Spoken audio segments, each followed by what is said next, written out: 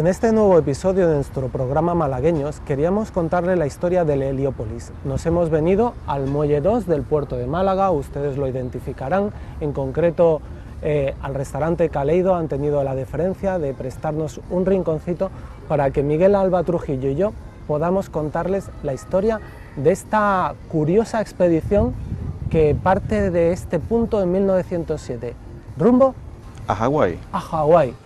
Exactamente, a Hawái. De aquí salieron en 1907 pues 2.500 personas, la mayoría de malagueños, hacia Hawái. Una historia que yo cuando empecé a conocerla, bueno, me llamó tanto la atención que no creía o no pensaba que podía ser tan importante ese flujo emigratorio, porque al final no solamente fueron 2.500, sino después hubo 6 barcos más que salieron desde Gibraltar. Entonces, bueno, pues en total fueron 8.000 españoles, casi todos andaluces y muchos de ellos malagueños, que fueron a trabajar a la caña de azúcar a Hawái. ¿Por qué se fueron esos malagueños? ¿Por qué a Hawái? Porque creo que nada fue casual. Bueno, pues la investigación que yo he realizado, bueno, empecé buscando cosas de mis libros, o sea, normalmente mis libros van uno en consecuencia de otro, hay algunas cosas.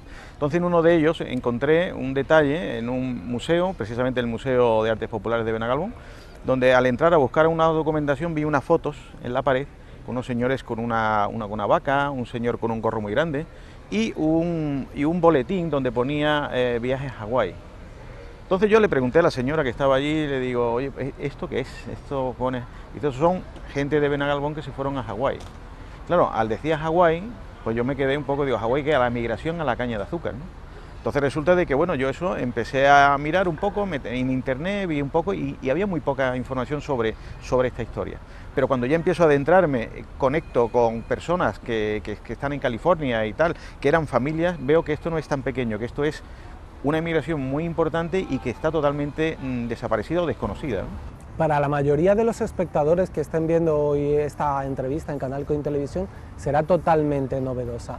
Y a mí me gustaría explicarles por qué ocurrió y cuáles son las circunstancias en las que ese barco viaja hacia Honolulu, que creo que es el lugar hacia donde llega. Sí, vamos a ver, la historia, para centrarnos un poco, eran los americanos, una vez que se quedan con los estados, o sea, anexión a Hawái, bueno, pues ven que allí el 80% de las personas que trabajaban en las plantaciones eran orientales, eran chinos y japoneses la mayoría. Claro, una vez que están allí y ellos tenían ese temor a que, bueno, tanto japonés y tanto chino, que después pasó con la Segunda Guerra Mundial, que los japoneses tenían mucho interés en Hawái, bueno, ellos lo que quieren es blanquear las plantaciones. ¿Cómo blanqueamos? ¿Qué hacemos? Bueno, vamos a traer blancos. ¿De dónde? Primero empiezan en Madeira y Azores, que es la zona donde había también mucha caña de azúcar y era muy barato traerlo, y después necesitaban más mano de obra porque cada vez había menos nativos y necesitaban más personal porque las plantaciones cada vez eran más grandes. Entonces, ¿qué hacen? ¿Dónde vamos? ¿A dónde hay también caña de azúcar? En el sur de España, ¿dónde? En Málaga y Granada. Entonces esta zona estaba llena de plantaciones de caña de azúcar. Entonces los americanos vienen a hacer una recluta masiva de malagueños, entre ellos coínos, que van a emigrar a Hawái y a trabajar en la caña de azúcar. ¿Las condiciones que se le ofrecen en un primer momento son buenas, son atractivas para estos coínos o estos malagueños? Vamos a ver, al principio se le hacen una serie bueno, le van contando un poco, o sea, en el boletín, que reparten unos boletines que aparecen en Coín, aparecen en toda la zona de Málaga, en toda la zona de Granada, un boletín donde era un anuncio diciendo qué cosas, qué perspectivas se podían o qué se podía hacer o qué iban a darle a toda la persona que fueran a Hawái a trabajar, ¿no? Entonces, bueno, le prometían pues el colegio gratis, leña gratis, médico gratis y trabajo para incluso una casa. Sí, y una acre de terreno. Una acre de terreno. Entonces, claro, personas que tenemos que situarnos hace un siglo de pueblo y muchos caseríos, porque iban también a zonas de caserío donde había mucha necesidad. Entonces estas personas le hacen esas promesas y habiendo 7, 8, 9 hijos y que se morían como agente de Coín, que se le morían los hijos de hambre, de inanición, bueno, pues estas personas piensan en que ir a Hawái, que por supuesto no sabían dónde estaba, que sería una cosa muy interesante y deciden pues emigrar a un sitio totalmente desconocido y a más de 20.000 kilómetros de distancia de su tierra, ¿no? ¿Qué ocurre cuando llegan allí a Hawái? Bueno, vamos a ver. Primero me gustaría comentarte un poco el viaje. Venga.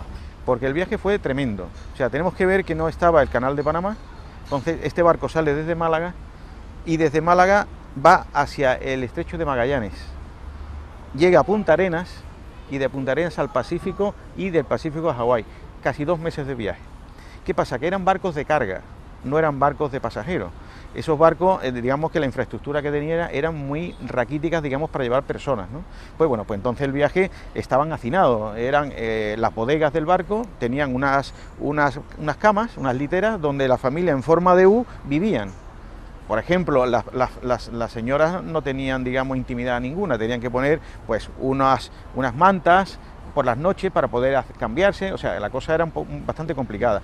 ¿Qué pasaba también? Que como había tanta humedad y tanto frío, y sobre todo cuando pasan por el estrecho de Magallanes, que allí había, bueno, pues olas, vendavales, bueno, pues cierran esas escotillas, esos ojos de buey, que había muy poquito, y una vez que lo cierran, como no había aire ninguno, o sea, no había ventilación, bueno, pues empiezan a morir niños pequeños recién nacidos. En este caso hubo 14.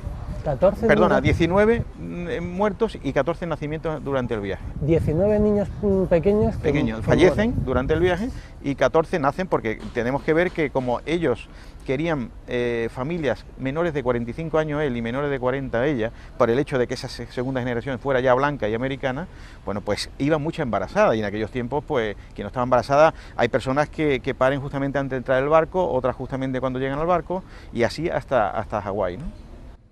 En el trayecto mueren personas, mueren los niños. La mayoría eran todos niños. Un par de señoras, una señora que pare por el camino, o sea, estas cosas, porque tenemos que ver que allí lo que había era un hospital de campaña, un hospital que no estaba preparado para atender a esa cantidad de personas. Había, estudiando esto, había una señora que en unos testimonios leí que cuando llegaba el médico para ver a los niños, escondían al niño que estaba enfermo, porque sabía si lo sacaban de allí para el hospital ya no volvía más. Esos niños después eran enterrados por la noche en sacos, los metían en la tabla y lo tiraban por la noche. Es más, en uno de los viajes que tengo ahora ya he leído ya sobre otro trabajo que estoy haciendo, una de las madres, con el tema de que no quería que el hijo suyo fuera arrojado al mar, cayó con él al mar, ¿no? O sea, fue una circunstancia terrible, ¿no?, el viaje. ¿Qué ocurre cuando llegan allí a Honolulu? Bueno, pues una vez que están allí, están esperándolos, pues, y allí siempre hay una isla de cuarentena, como en Estados Unidos siempre hay la isla, como en Nueva York, con la isla Ellis, como allí había una isla, esa isla de cuarentena, estas familias llegan allí y tiran un mínimo de 15 o 20 días en cuarentena, pero había un problema, había enfermedades como el tracoma, que era una enfermedad de los ojos que se contagia, y había muchas personas que estaban contagiadas de tracoma. ¿Qué pasa? Que los más complicados los apartaban de todos los demás. Entonces le hacían una serie de exámenes, y si esa persona no cumplía con o estaba muy contaminada, o en ese caso era peligroso, lo que hacían era que lo devolvían a su lugar de origen. O sea, que era muy complicado. ¿Qué pasa? Que la familia, te puede imaginar que si al padre o a uno de los hijos los devolvían, pues la familia entera no se iba a quedar allí. O sea, la cosa era, como digo, muy complicada, ¿no? Entonces, una vez que, como me dices, están allí, una vez que pasan esa cuarentena, lo van distribuyendo a diferentes plantaciones de Hawái. Hawái son 6 islas grandes, donde cuales Hawái, una de ellas, que es la mayor, Honolulu está en la isla de Oahu, donde yo estaba hace unos meses viendo un poco y estudiando el tema, y bueno, y van repartiéndolo a estas personas, ¿no? Casi todo el español lo iban llevando a donde estaban españoles, por el hecho de que una vez que estaban allí, al principio, tenemos que ver que las personas que van allí no sabían nada de inglés, y las costumbres hawaianas, por supuesto, nada. ¿Qué pasa? Que hasta esa primera generación se muere sin saber una palabra de inglés. Podéis imaginar un señor de 40 y pico años, de lo alto de la sierra, pues lo meten en Hawái o lo meten hablando inglés, ¿no? Todas estas familias pues se mueren y más muy desarraigadas. Después esa segunda generación y sobre todo la tercera es cuando ya empiezan a estar en condiciones, porque además sufrieron un racismo bastante fuerte, ¿no? No se quedan, al ver las condiciones que les ofrecen los capataces o los que le habían contratado, no se quedan mucho tiempo en Hawái. Vamos a ver, el problema que tienen ellos al llegar a Hawái es que todas esas promesas que le habían prometido aquí en origen, pues no se cumplen. O sea, ni el médico venía cuando tenía que venir, los trabajos, ¿cómo te diría yo? Los trabajos ellos vivían en un sitio y el trabajo estaba 1 hora o 2, que tenían que atravesar pues las plantaciones de caña. Algunos se podían coger el tren de caña, pero no tenían ni barrotes, entonces era bastante peligroso. Yo tengo constatado de un español que se fue a Honolulu para protestar porque a un hijo suyo le habían cortado la pierna a un tren, o sea, y no le hacían caso en las plantaciones, o sea, cosas terribles, ¿no? Entonces, bueno, pues estas familias van viendo que todo lo que se está prometiendo no se le cumple. ¿Qué pasa? Que aparte, los economatos que había en las plantaciones, porque estaban alejadas, tenían un economato que era de la misma plantación del dueño, pues los precios eran carísimos.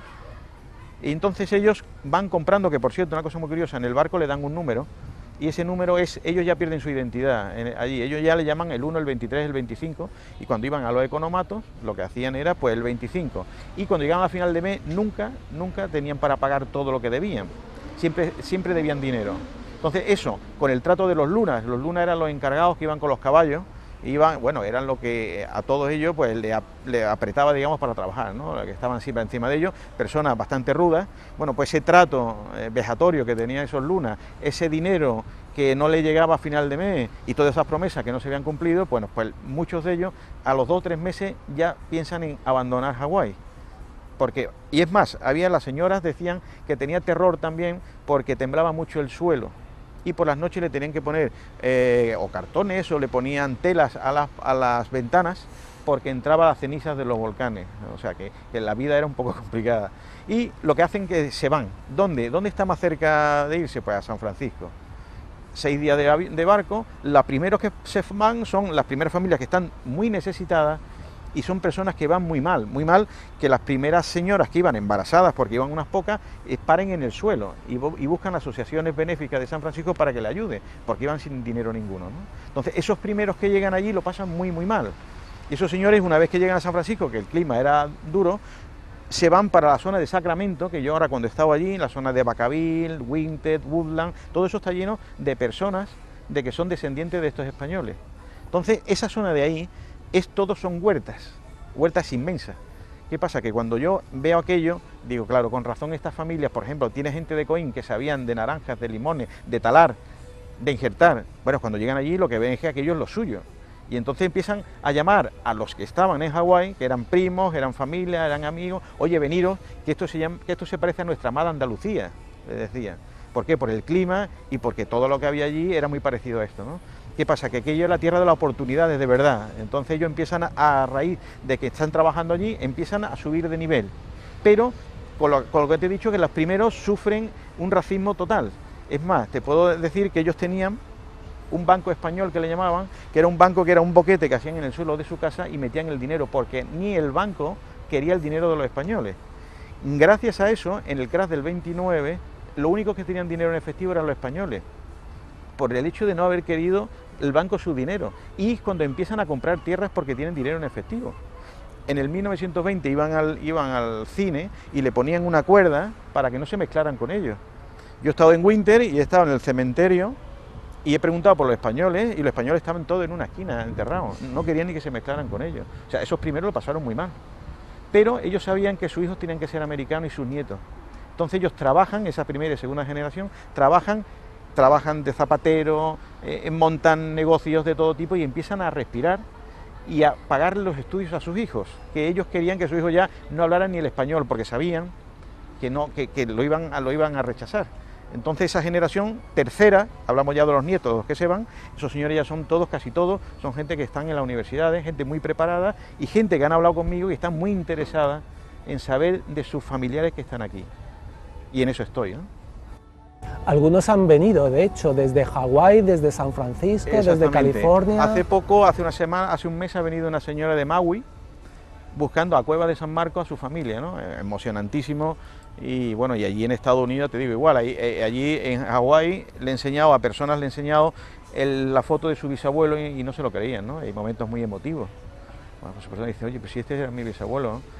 Y con la señora, o sea, y hemos visto cosas y ellos están deseando de conocer, ¿no? Yo cuando he estado allí, yo parecía un rey mago, porque yo he sido como el puente ese perdido entre los que están aquí y los que están allí. Entonces yo estoy satisfechísimo de ese trabajo, ¿no? ¿Por qué esta historia era tan desconocida?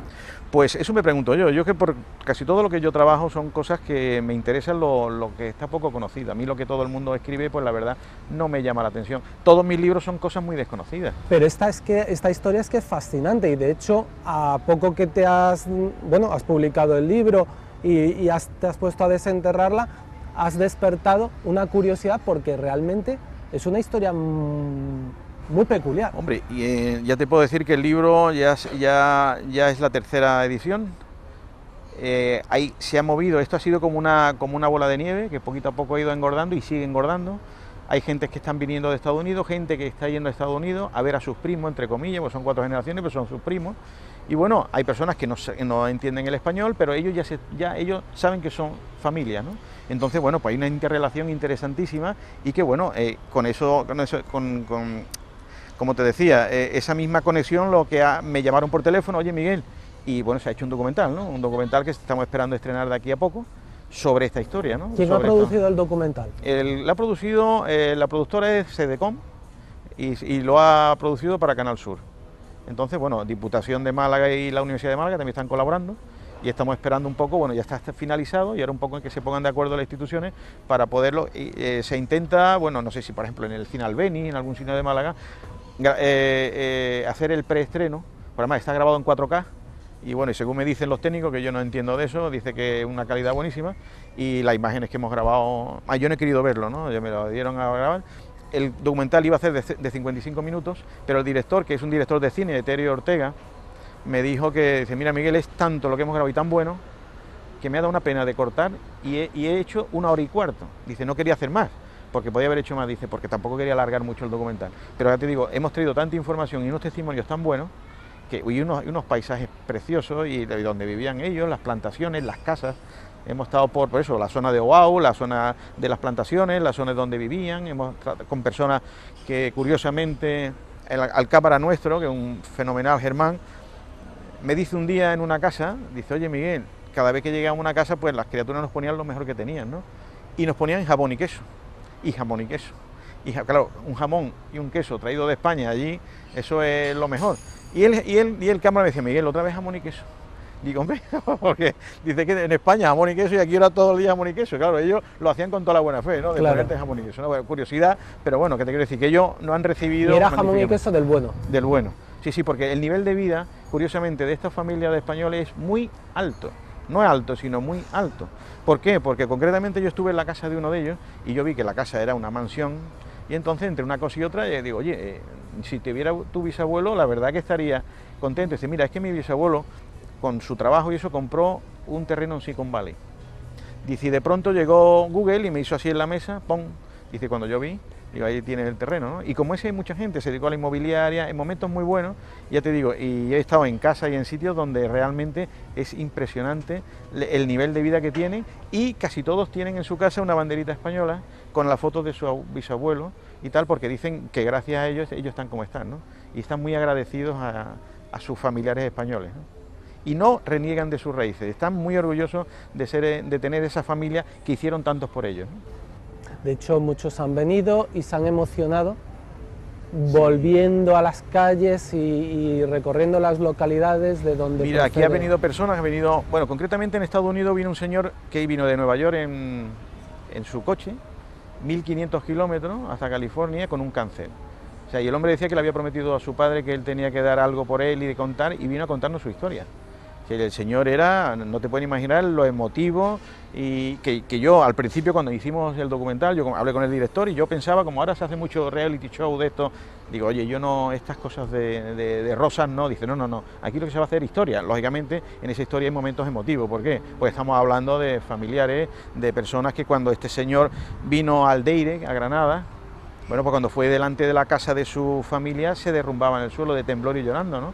Porque le había prometido a su familia y él no se imaginaba que al final iba a cumplir eso, ¿no? De que iba a estar delante de la casa de su bisabuelo, ¿no? O sea, cosas muy emotivas. ¿Te consta que personas de familias de Coín también fueron a...? Sí, yo en el estudio que he hecho en el Heliópolis, porque he mirado los demás barcos, el otro 5 más, y no hay nadie de Coín, solamente en el Heliópolis que sale de Málaga. Estos señores, yo haciendo un poco de estudio, tuvieron que venir andando o en carros. Claro. Entonces, no había, por entonces el ferrocarril todavía no existía. Entonces, pues tuvieron que venir andando en carro y bueno, pues cogieron el barco aquí y yo he contabilizado 62 personas de Coín y 11 familias. Muchas de la gente que venían o con los familiares y muchos vendían el carro y el borrico, el mulo aquí para sacar algo de dinero. En el propio puerto. Porque los barcos no salían en punto. sino que había gente que se tiraba meses esperando el barco. Meses Esperando entrar en Brasil, a Hawái, a Argentina. O sea, muchos de ellos venían ya con la idea de ir a Hawái, pero otros fueron captados aquí en el puerto.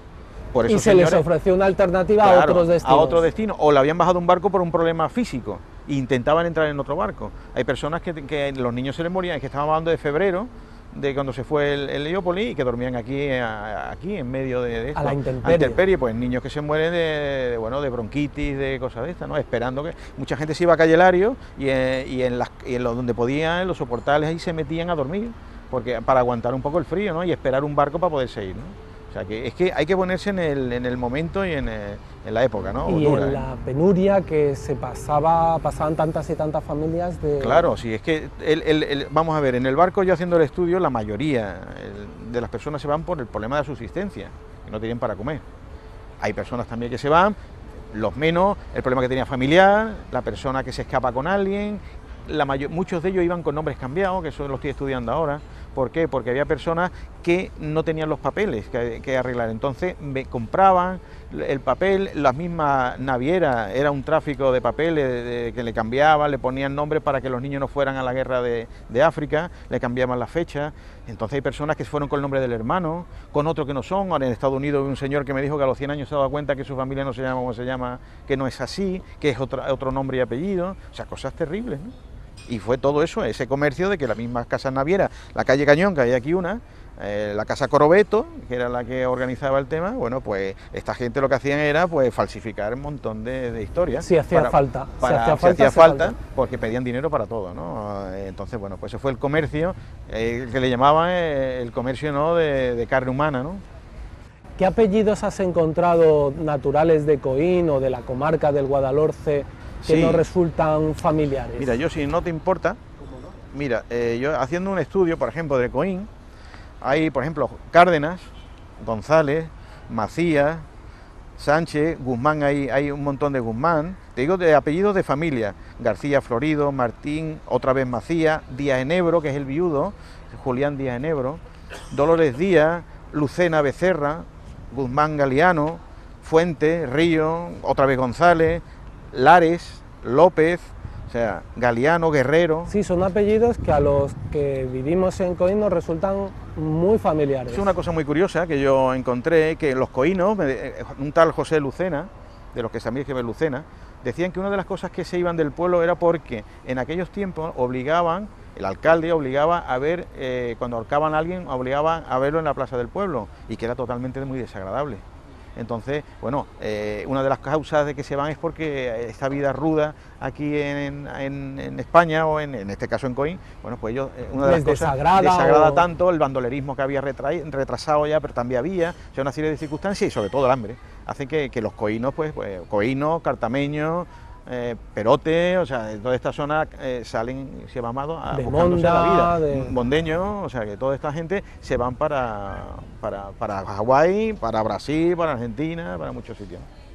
Y a partir de ahora, claro, se va a estrenar próximamente el documental, como decíamos, producido por Canal Sur, y van a ocurrir muchas más cosas que tú probablemente... Bueno, a mí me decían el otro día unos amigos, dice, tú tienes emigración a Hawái para rato, ¿no? O sea, porque resulta de que, bueno, esto, como te he dicho, esa pelota que está engordando, bueno, pues estoy en un segundo libro del segundo barco, que fue tremendo, hubo 58 fallecimientos en el barco, un juicio en Estados Unidos, que lo estoy siguiendo. Un juicio a la naviera por la barbaridad de tantos muertos durante el viaje. Entonces ahora he venido del Archivo Nacional de Lisboa porque estoy siguiendo el barco. O sea, esto es una locura, ¿no? Esto es una locura. Y ahora estoy en el segundo barco a ver, porque la verdad que la historia, yo pensaba que con esta historia iba a finalizar. Pero no haces más que tirar del hilo y empieza... Y hay más carrete, mucho más carrete. Y yo me tengo que quedar casi con todo el hilo, y esto no sé hasta dónde va a llegar, pero vamos, lo llevo bastante avanzado, y posiblemente para antes de final de año, si es posible, lo quiero lanzar. ¿Cuántos descendientes de españoles que viven en América y que son americanos son conscientes de esta historia? Porque intuyo que todavía un pequeño tanto por ciento respecto a la gran cantidad de descendientes de españoles que hay allí en América. Es que pasa una cosa, resulta de que este libro me lo ha traducido la Universidad de Hawái, está en ello. Me llamaron hace poco, me han dicho... La Universidad de Hawái. Me han dicho que ya está terminado, pero ahora están repasándolo. ¿Por qué? Porque desde California y de Hawái me piden por favor el libro en inglés. Claro.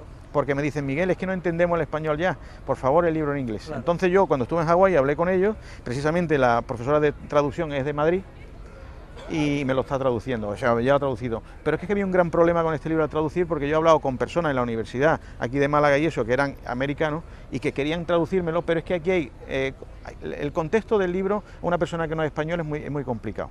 Por ejemplo, decir cacique.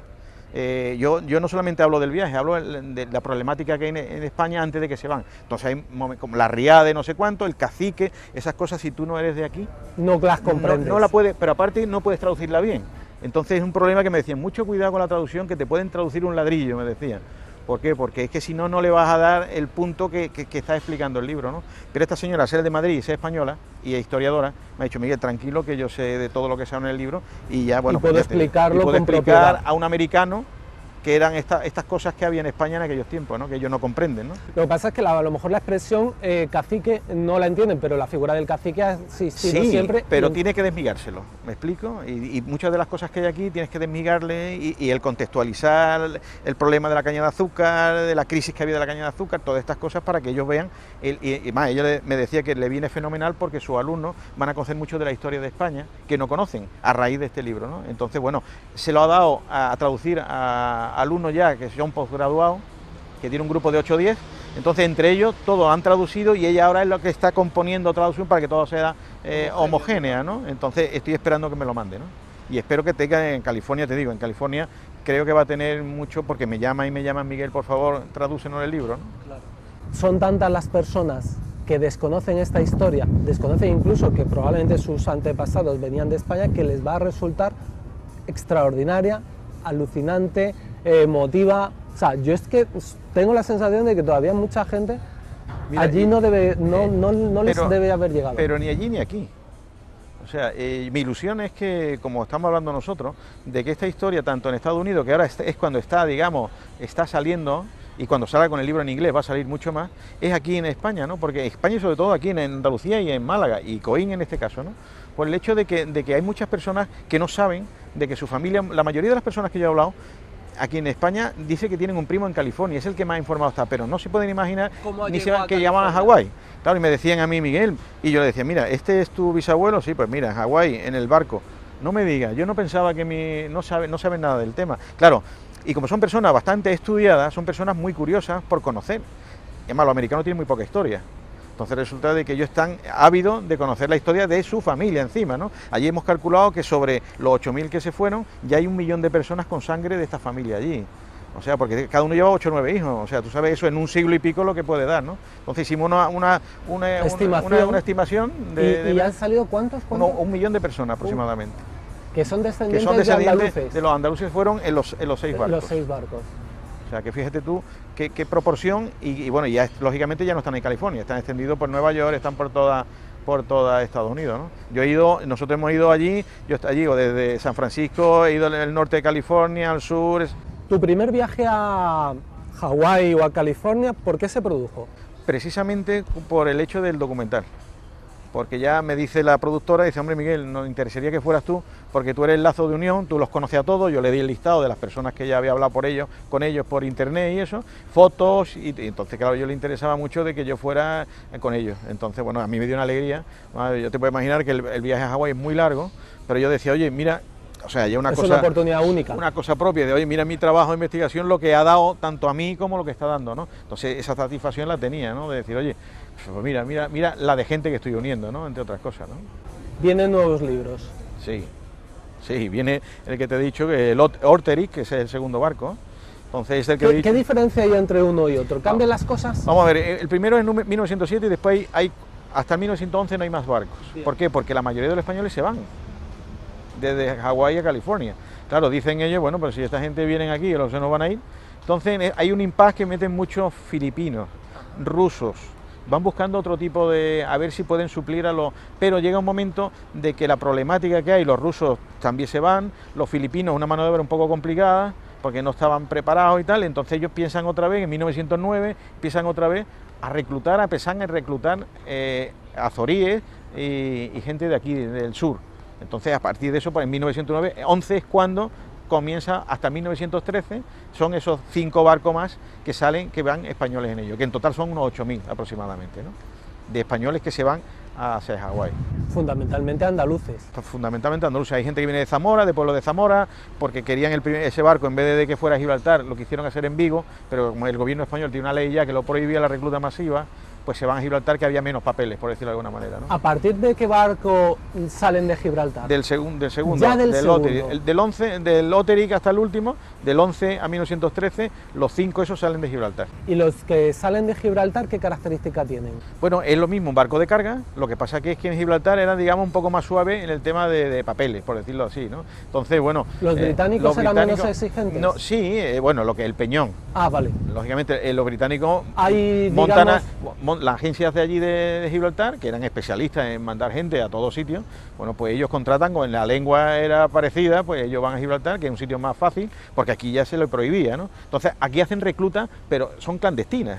O sea, porque sigue habiendo ganchos, que eran las personas que eran los comerciales, que en aquellos tiempos se llamaban ganchos, que eran los que enganchaban a la gente en los caseríos y en Coín, porque este señor Juan Lares, el libro que yo te comentaba que hay, este señor dice que en Coín, en aquellos tiempos, Coín entero conocía de que había un boletín que decía que se iba la gente a Hawái gratis, porque era gratis. Entonces dice que se corrió la voz en Coín, y había mucha gente interesada y no se sabía el nerviosismo de que Hawái... Bueno, para algunos sería una oportunidad, lógicamente. Sí, por eso yo, a ver si después de esto nos sale alguien en Coín o en el Guadalhorce que se acuerde, que tenga fotos, que diga, oye, pues yo tengo un primo en California, a ver si casualidad que fue mi primo a Hawái. Y podemos hacer una historia interesante desde el Guadalhorce para el mundo, ¿no? A partir del segundo barco, ¿qué cambia? Bueno, la verdad que lo que cambia, digamos, es el sitio de salir, lo demás es lo mismo, o sea, porque fíjate, en el segundo barco hubo 58 niños fallecidos, o sea, todavía mucho más. La Vanguardia, el ABC público, creo también. Público en el sur, en La Opinión. Se han hecho eco de esta historia. Sí, y bueno, y Radio Nacional, y bueno, y hay muchas emisoras de radio, la cadena SER. Entonces me han llamado interesándose por la historia. Es que la historia es fascinante. La historia, porque todos me dicen lo mismo. Hawái, 8.000 españoles a Hawái, y claro, en este caso andaluces, ¿no? Entonces, bueno, pues el tirón ha sido, digo, yo cuando lo vi, publicaron La Vanguardia, en el ABC, bueno, y el tirón es impresionante, ¿no? La gente sigue preguntando en las redes sociales, a cada momento me viene gente diciendo de que tiene familia, que quiere saber, que quiere conocer. Entonces, bueno, pues la verdad que te digo, esto ha explotado de una manera que yo no me imaginaba, ¿no?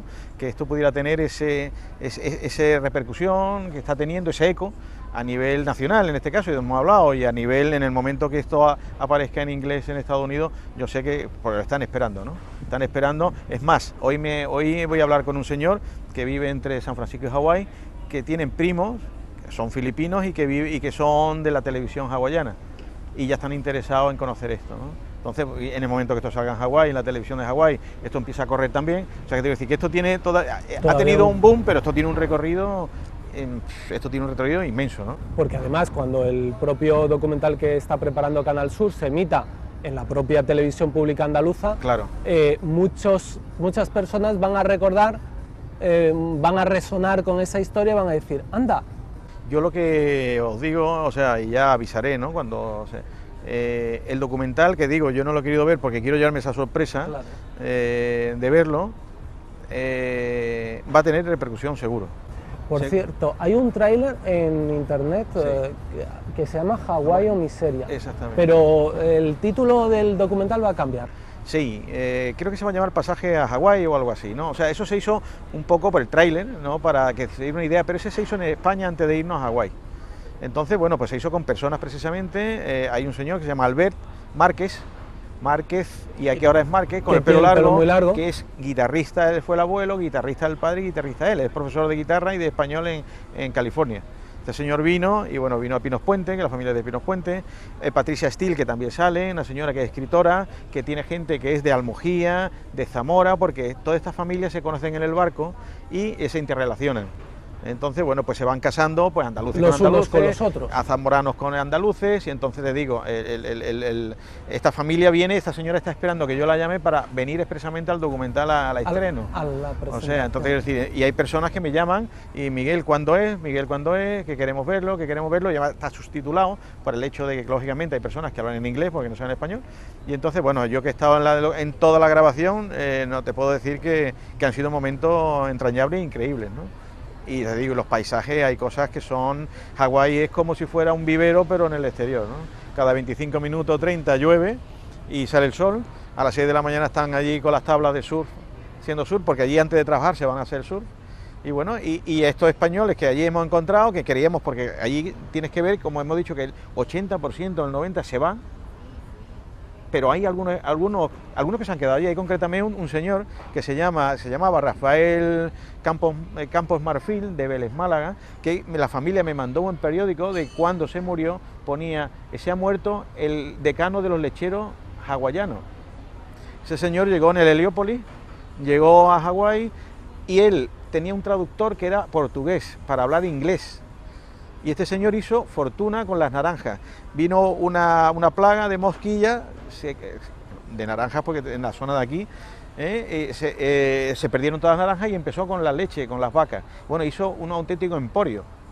Y entonces este señor, cuando se murió, pues ya te digo, en la prensa hawaiana, que en el libro viene la foto de él, se ha muerto el decano de los lecheros, ¿no? Y era de Vélez, Málaga, ¿no? O sea, hay cosas que no se saben. Por ejemplo, yo siempre digo que la historia lo escriben los ingleses, ¿no? Entonces lo que dicen los ingleses, pues bueno, nosotros somos más tranquilos. El James Cook dicen que fue el señor que llegó allí y descubrió las islas, ¿no? Pues 250 años antes ya había españoles allí, ¿no? Villalobos era capitán, que era malagueño, con Gaitán fue el primero que vio la isla, ¿no? Que la vieron, estuvieron allí. Es más, en el museo inglés, en el Royal Museum de Inglaterra, de Londres, allí hay espadas y cascos que se encontró James Cook allí, y eran de españoles, ¿no? Allí concretamente los reyes hawaianos y la reina estaban muy orgullosos de ser quequea.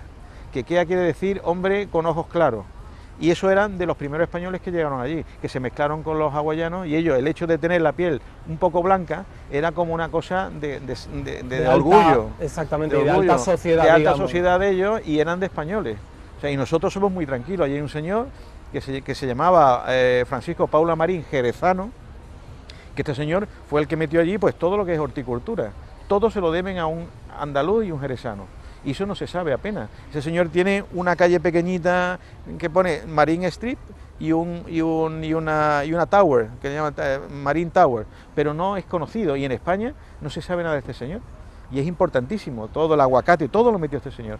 Era de Kamehameha I, uno de los reyes que había allí en el 1790, por ahí, cuando este señor llegó, se hizo el médico de él, aprendió el hawaiano, y en todo lo que se hacía en Hawái, el rey, este señor estaba presente. Es más, el primer barco, Albatros, que compraron ellos a los americanos, lo firmó el español, ¿no? O sea, como garantía. O sea, te puedo decir que bueno, eso no se sabe, ¿no? Tenemos que volver a reescribir la historia. Hombre, sería lo suyo. Además, una de las cosas que mi interés es que esta historia llegue a los libros de texto, sobre todo andaluces. ¿Por qué? Porque una historia tan desconocida, tan importante, y que me encantaría que esto llegara alguna vez para que se viera que nosotros a dónde hemos llegado y que hemos triunfado también, ¿no? No solamente hemos llegado, bueno, llegamos mal, pero que allí hemos sabido vivir, hemos sabido luchar y salir adelante, y prosperar, y ser personas muy, muy preparadas, ¿no? Ya te digo, estos señores que viven allí ahora son gente muy preparada, gente que son ingenieros, son médicos, abogados, pero de un nivel muy alto, ¿no? Y muy interesados en conocer a su familia española. Pues Miguel, mérito tiene tu trabajo, haber desenterrado esta historia que se había quedado olvidada en algún lugar, y hombre, yo solo te puedo dar las gracias por el mérito que tiene haberla y con tanta pasión como tú la estás viviendo y la estás disfrutando. Hombre, es un regalo para ti, sin lugar a dudas. Hombre, te puedes imaginar que esto es para mí, no sé, no te pueden imaginar. O sea, como yo te he dicho, yo no me imaginaba que esto iba a llegar a donde ha llegado y tener esa repercusión, y yo me siento, es un Papá Noel, no sé, alguien especial con el tema este, ¿no? ¿Tú dónde trabajas habitualmente? En la Universidad de Málaga, ¿no? Yo trabajo en el Jardín Botánico y llevo todo lo que es la lucha biológica, ¿no? La investigación me llega a mí hace ya más de 20 años, que empecé con temas de la guerra civil, con cosas que me llamaban mucho la atención, en la Asarquía malagueña. Yo tenía familia que en la guerra civil tuvo problemas como tuvieron la mayoría, me llamaba mucho la atención y a raíz de eso, pues bueno, empecé a escribir algunos libros, vi premios de investigación histórica, Emiliana de Rincón el primero, segundo, bueno, y la verdad que al final, bueno, me enganché con el tema este y estoy disfrutando una cosa mala, ¿no? Una cosa buena. Oh, una cosa buena, sí, mejor dicho, una cosa buena. Bueno, pues que ha sido un placer, que sí, por supuesto, invitamos a todos los que vean este programa, esta entrevista, te conozcan y te sigan la pista a través de la prensa. Sí, es relativamente fácil contactar contigo. Sí.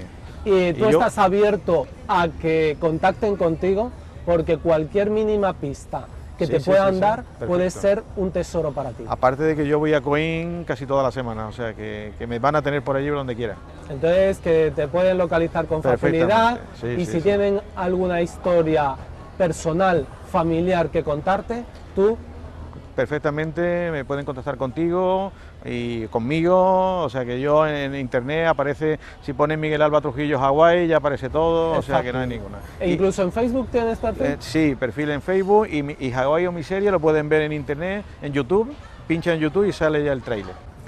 Pues muchísimas gracias por este rato de conversación, por esta historia tan bonita. Solo podemos animarte a que sigas investigando, porque bueno, todavía hay muchas personas que tienen que conocer esta historia y nosotros también te queríamos ayudar a divulgarla en el Valle del Guadalhorce, para que más guadalhorceños puedan descubrir la historia de sus ancestros y de este viaje a Hawái en 1907. Pues en eso estamos y muchísimas gracias a vosotros por dar divulgación a esta historia. Muchísimas gracias. A vosotros.